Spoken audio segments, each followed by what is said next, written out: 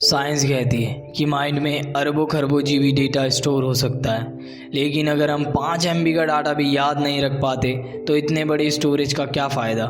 वैसे तो इस दुनिया में कोई भी ऐसा स्टूडेंट नहीं है जिसको ये प्रॉब्लम ना हो कि पढ़ा हुआ याद नहीं रहता, और ऐसे में इंसान को लगता है कि मेरी मेमोरी कमज़ोर है।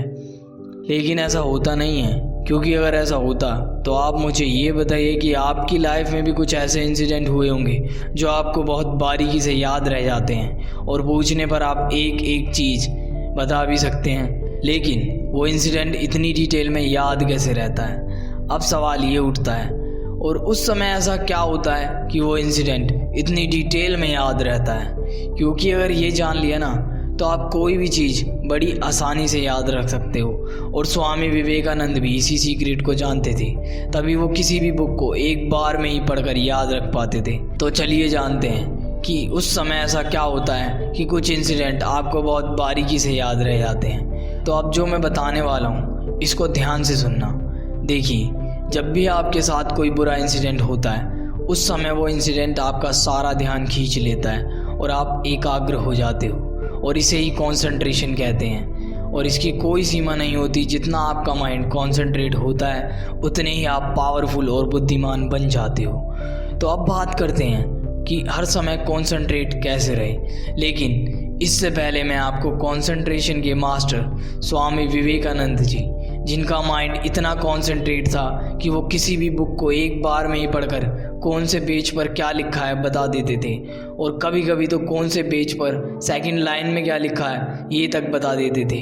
अब क्वेश्चन आता है कि स्वामी जी कंसंट्रेट करने के लिए कौन सी टेक्निक का इस्तेमाल करते थे।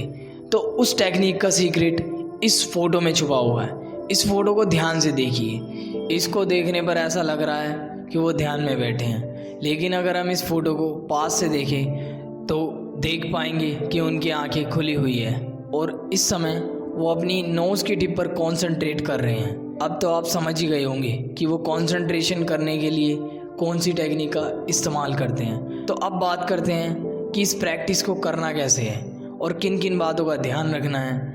इस प्रैक्टिस को मैं 3 स्टेप्स में डिवाइड कर देता हूँ। पहला कि शांत जगह पर बैठकर अपनी लेग्स को फोल्ड करके अपने कंफर्ट के अकॉर्डिंग बैठ जाओ। दूसरा स्टेप आपको करना है कि अपनी कमर को स्ट्रेट रखना है। तीसरा स्टेप आपको अपनी दोनों आँखों को अपनी नोज़ की टिप पर फोकस करना है। इस प्रैक्टिस को डेली 30 सेकंड मॉर्निंग और इवनिंग में प्रैक्टिस कर सकते हैं, और टाइम के साथ इसकी ड्यूरेशन को भी बढ़ाते रहें। लेकिन अगर प्रैक्टिस करते समय आपकी आंखों में दर्द या जलन होती है तो प्रैक्टिस को रोक दें। अगर ये प्रैक्टिस आपको करने में कोई भी डिफ़िकल्टी होती है तो आप दूसरी प्रैक्टिस भी कर सकते हैं। दूसरी प्रैक्टिस है कॉन्सेंट्रेट ऑन ब्रेथ। इस प्रैक्टिस में आपको करना क्या है, अपनी आती जाती सांसों पर ध्यान देना है। लेकिन आपको पता कैसे चलेगा कि आप सही प्रैक्टिस कर रहे हैं या नहीं। तो इसको समझने के लिए जब भी आप शांत जगह पर बैठकर अपनी आती जाती सांसों पर कंसंट्रेट करोगे तो स्टार्टिंग में आपका मन आपकी सांसों से हटकर आपकी डेली लाइफ की परेशानियों के बारे में सोचने लगेगा। लेकिन आपको बार बार अपने मन को अपनी सांसों पर कंसंट्रेट करना है, और जब आपका मन आपकी सांसों पे कंसंट्रेट होगा तब आपको आपकी सांसें ही दिखेंगी। फिर आपको आपका शरीर भी महसूस होना बंद हो जाएगा, क्योंकि जिस पे कंसंट्रेट होता है उस इंसान को उस वस्तु के अलावा कुछ भी दिखाई नहीं देता। और इस वीडियो को हम यहीं पर एंड करते हैं, और नेक्स्ट वीडियो आप किस टॉपिक पर देखना चाहते हैं इंस्टाग्राम पर ज़रूर सजेस्ट करें। Thanks for watching.